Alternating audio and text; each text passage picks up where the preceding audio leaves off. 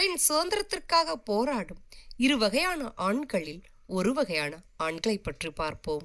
ஒரு ஆண் குடும்ப உறவில் ஒரு பெண்ணுக்கு அண்ணனாகவோ தம்பியாகவோ இருக்கும்போது இங்கே ஒரு பெண் சுதந்திரத்தை நாம் காணலாம். அவன் சகோதரி திருமணம் செய்தவுடன் மைத்துனன் என்ற உறவு அவனுக்கு வந்து சேர்கிறது. காலம் செல்ல இந்த மைத்துனன் மனைவியாகிய அவனது சகோதரியை ஏதோ காரணங்களை வைத்து இம்சைப்படுத்த முயல்கின்றான்.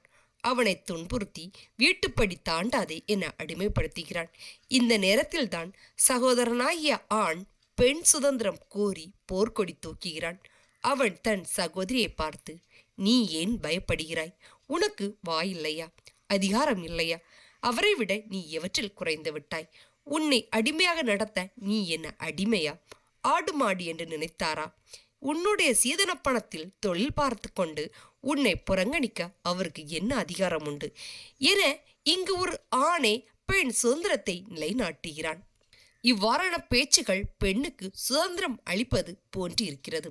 ஆனால் இவை சொந்த வாழ்க்கை வட்டத்துக்குள் எழுந்து மடிந்து விடுகின்றன.